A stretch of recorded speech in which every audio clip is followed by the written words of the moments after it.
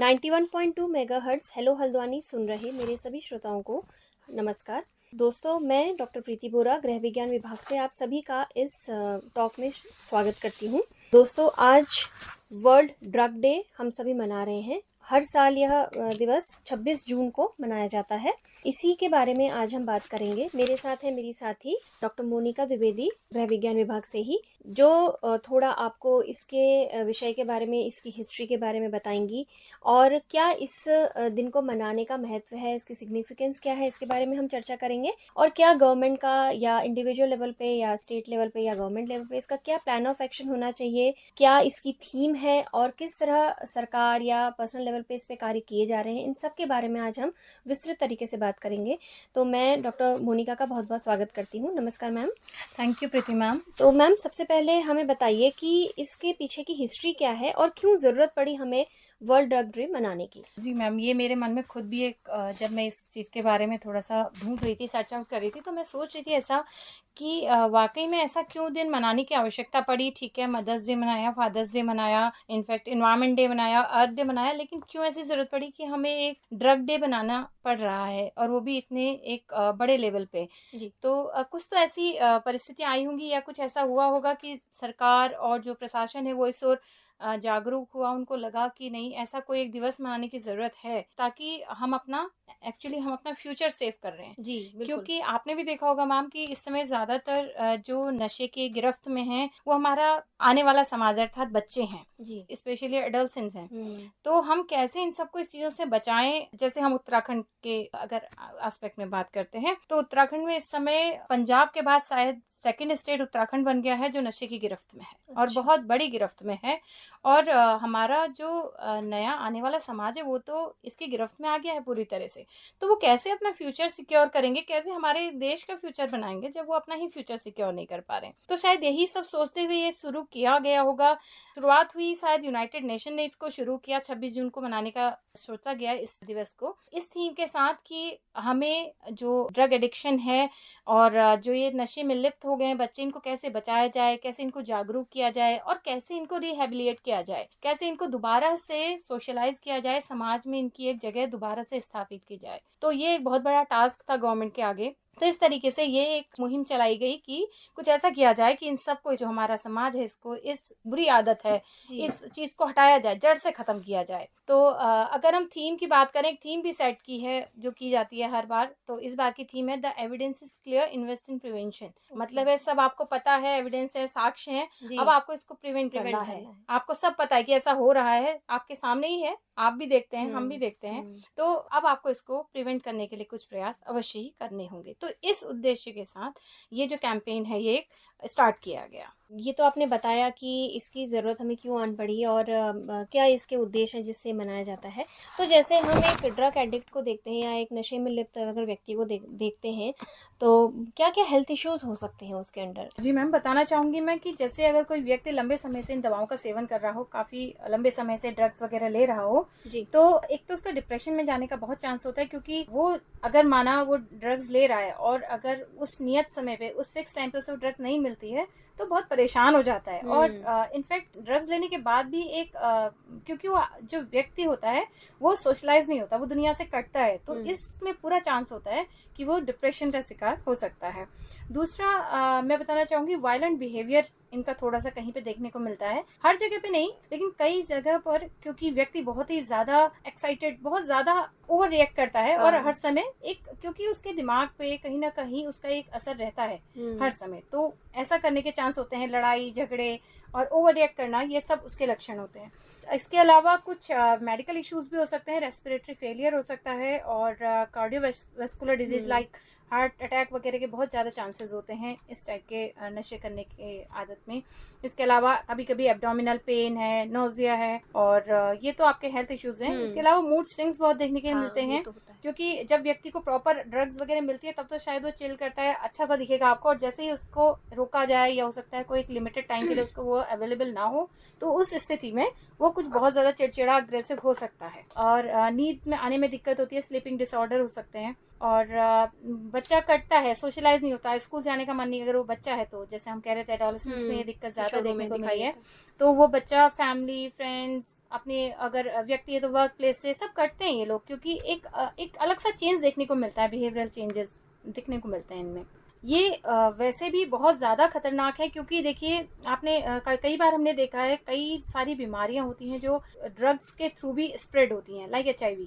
तो ये भी अच्छा होने के पूरे चांस होते हैं कि अगर आप इंजेक्शन, एक ही इंजेक्शन से बहुत सारे लोग ड्रग्स ले रहे हैं तो HIV का स्प्रेड होने का भी पूरा चांस होता है। इसके अलावा अगर कोई वैसे नुकसान की बात की जाए तो कि अगर आप ड्रग्स लेके, जैसे आप शराब पी के या फिर कोई अन्य नशा करके ड्राइविंग के लिए निकलते हैं या कोई अन्य कार्य के लिए निकलते हैं, तो उसमें दुर्घटना होने के पूरे चांस हैं, चाहे आप फिर वो वर्क प्लेस में हो, चाहे आप वो बाहर कहीं यात्रा कर रहे हो, उस स्थिति में भी आपके दिमाग पे इसका बहुत असर रहता है।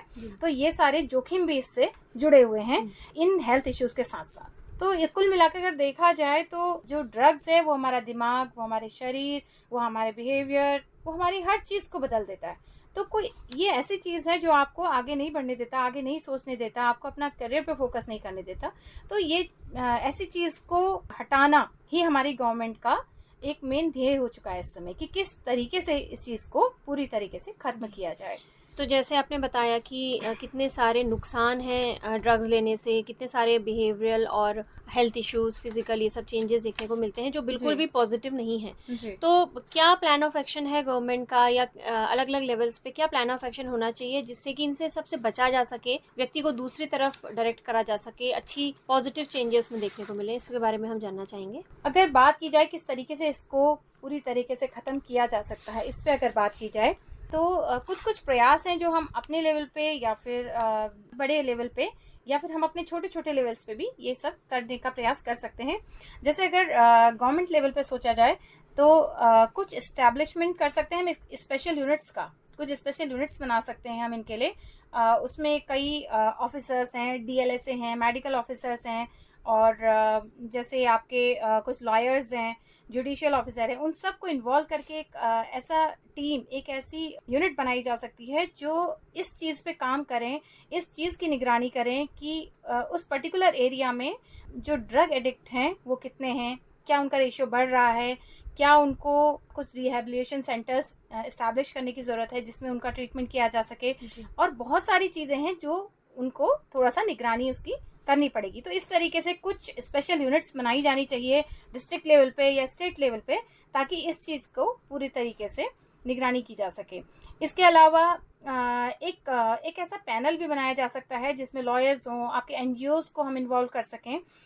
वो क्या करेंगे, एक तो आपके जो ड्रग डीलर्स हैं उनको आइडेंटिफाई करेंगे, जो ड्रग एडिक्ट हैं उनको आइडेंटिफाई करेंगे, इसके अलावा जो ड्रग एडिक्ट ट्रीटमेंट के लिए आ रहे हैं उनको आइडेंटिफाई करेंगे। अच्छा, ड्रग एडिक्ट हुआ तो क्यों हुआ, उसके पीछे क्या रीजन है, इसको भी आइडेंटिफाई करेंगे ताकि इसका ट्रीटमेंट पूरी तरीके से ये बहुत इंपॉर्टेंट चीज बोली कि आपने। क्यों वो उस चक्रव्यूह में, क्यों उस चक्कर में पड़ा, वो क्यों उसने ड्रग्स की ओर अपना कदम बढ़ाया। तो अगर हम इसको पूरी तरीके से रिमूव कर पाएंगे तभी शायद, वरना हो सकता है थोड़े 1-2 महीने के लिए वो छोड़ दे, फिर दोबारा से वो, ऐसे कई केसेस आपने भी देखे होंगे, हमने भी अपनी लाइफ में देखे हैं, जिसमें व्यक्ति एक बार तो छोड़ देता है, उस चीज से बाहर आता है, किंतु दोबारा अगर उसकी जो मेन प्रॉब्लम है उसको रिजॉल्व ना किया जाए तो दोबारा वो उसी चीज में नशे की ओर बढ़ जाता है। तो इसके लिए बहुत जरूरी है कि उसका परिस्थितियां का, उसके कारणों का पता किया जाए जिस कारण वो ड्रग्स में लिप्त हुआ है। इसके अलावा कौन NGOs इस पे काम कर रहे हैं, स्पेशली ड्रग एडिक्शन को लेके काम कर रहे हैं, उनका आइडेंटिफिकेशन करना बहुत जरूरी है। कुछ डॉक्टर्स हैं, साइकोलॉजिस्ट हैं जो रिहेबिलिटेशन सेंटर्स चलाते हैं, उनको आइडेंटिफाई करके वहाँ पे जो एडिक्ट लोग हैं उनको वहाँ पे हम एडमिट करा सकते हैं, उनका ट्रीटमेंट करा सकते हैं। और इसके अलावा उनको अवेयरनेस कैंप वगैरह ऑर्गेनाइज करा के दे सकते हैं जिससे उनको बताया जा सके कि वो क्या गलत कर रहे हैं, उससे उनके हेल्थ के पे क्या नुकसान है, और अगर वे सब छोड़ देंगे तो वो अपनी पुरानी लाइफ में किस तरीके से वापस आ सकते हैं। तो इस तरीके से भी कुछ हम टीम्स वगैरह बना के, चाहे वो डिस्ट्रिक्ट लेवल पे या ब्लॉक लेवल पे, हम ऐसे बना के काम कर सकते हैं। कुछ इसी बारे में बताना चाहूँगी, कुछ लॉज भी हैं जो इस पे काम करते हैं, जैसे है the drug and cosmetic act है, फार्मेसी एक्ट है, फैक्ट्रीज एक्ट है, इंडस्ट्रीज एक्ट है, drugs and magic remedies act है। इस तरीके से करीब 9 to 10 इससे भी ऊपर शायद एक्ट्स हैं जो इन चीज़ों पे पर्टिकुलरली काम करते हैं। फोकस करते हैं। तो इन एक्ट्स के बारे में भी उनको बता सकते हैं। इससे क्या होगा, तो जो ड्रग एडिक्ट है उसको कुछ शायद अपने राइट्स पता चलें। कभी कभी क्या होता है, व्यक्ति निकलना चाहता है बट कुछ ऐसी वो होती है, उसको नॉलेज नहीं होती हाँ कई शायद चीज़ों किस की। तरीके से मैं निकलूंगा, किस तरीके से मैं समाज के बीच में क्या मैं फिट से फिट बैठ पाऊंगा, क्या लोग मुझे एक्सेप्ट करेंगे, क्या मेरी फैमिली मुझे एक्सेप्ट करेगी। तो इस बहुत सारी दिक्कतें होती हैं जो शायद व्यक्ति उससे निकल नहीं पाता। इसके अलावा एक एंटी ड्रग क्लिनिक्स बनाने की भी ज़रूरत है। क्लिनिक मतलब हॉस्पिटल नहीं, क्लिनिक मतलब वो कॉलेज लेवल पे या यूनिवर्सिटी लेवल पे या फिर स्कूल लेवल पे हो सकते हैं, जिसमें आपके स्टूडेंट, टीचर और पेरेंट्स सभी उसके मेंबर रहेंगे। तो एक डिस्कशन होगा बच्चे के बारे में, उसके एक्टिविटीज़ के बारे में, वहाँ के सब बच्चों के बारे में डिस्कशन किया जाएगा। और क्या थोड़ा बहुत ड्रग्स के बारे में, ये क्यों नहीं लेना चाहिए, उसके क्या कॉन्सिक्वेंसेज हैं, ये सब बताने के, ताकि बच्चा उसके बारे में पहले से ही जागरूक हो जाए, ताकि वो उस ओर जाए ही ना। और इसके अलावा कुछ अवेयरनेस प्रोग्राम चला सकते हैं हम लोग कॉलेज लेवल पे, और स्पेशली जेल वगैरह में जो आपके कैदी रहते हैं उनके बीच में भी चला सकते हैं, क्योंकि वो लोग इसके चपेट में बहुत आते हैं स्कूल लेवल पे। और इस तरीके से हॉस्पिटल्स वगैरह में हम लोग ऐसी सर्विसेज दे सकते हैं उनको, जो एडिक्ट हैं आपके, उनको एडमिट कर दें, ताकि वो इस चीज़ से अगर कोई बाहर आना चाह रहा है तो उसकी हम इस लेवल पे मदद कर सकते हैं। इसके अलावा आपने देखा होगा कुछ जैसे अवेयरनेस प्रोग्राम चलाए जाते हैं, नुक्कड़ नाटक होते हैं, चार्ट हैं, पोस्टर हैं, हाँ। इनके माध्यम से भी हम थोड़ा सा जागरूक कर सोसाइटी को जागरूक कर सकते हैं। और समाज को भी ये जागरूक करने की जरूरत है कि अगर कोई व्यक्ति वापस आना चाहता है तो उसे एक्सेप्ट कीजिए। वो व्यक्ति सुधरना चाहता है, वो व्यक्ति वापस आना चाहता है, तो एक ऐसा समाज भी रेडी करना है हमको कि अगर व्यक्ति आज यहाँ रिहेबिलिटेशन सेंटर से वापस अपनी सोसाइटी में जा रहा है तो उसको उस नज़र से ना देखा जाए कि अरे ये व्यक्ति तो वहाँ से आया हुआ है, तो उसको इजीली एक्सेप्ट किया जाए। तो इस तरीके से कुछ छोटे छोटे प्रयास हैं शायद जो हम सब लोग अपनी ओर से कर सकते हैं, तो जिससे कि जो व्यक्ति गलती से या फिर कुछ परिस्थितिवश उसकी चपेट में आ गया तो उसे हम यहाँ से बचा सकें। जी, आज मोनिका मैम ने हमें बहुत अच्छी गहन जो विषय है इस पे बहुत ही अच्छी इन्फॉर्मेशन दी है। वर्ल्ड ड्रग डे के बारे में आज हमने जो ये चर्चा करी उससे मुझे लगता है कि हमारे श्रोता बहुत ज़्यादा उनको नॉलेज मिली होगी, लाभान्वित हुए होंगे। और आज हमें ज़रूरत है ये जानने की कि इसके क्या दुष्प्रभाव हो सकते हैं और इससे व्यक्ति का पर्सनल लेवल पे विकास और अंततः देश का जो फ्यूचर है, देश का जो विकास है वो कितना ज़्यादा प्रभावित होता है ड्रग के सेवन से। अगर हमारा मतलब कोई युवा या फिर कोई भी व्यक्ति अगर ड्रग लेता है तो उसकी हेल्थ के ऊपर, उसके सारे सामाजिक जो उसका प्रभाव होता है उस पर क्या क्या उस पर इफेक्ट पड़ सकते हैं, ये हमने जाना। तो मोनिका मैम बहुत बहुत धन्यवाद आपका इस पूरे विषय पे बहुत ही अच्छी जानकारी देने का। जी मैम, थैंक यू। तो सभी श्रोताओं को नमस्कार। नमस्कार।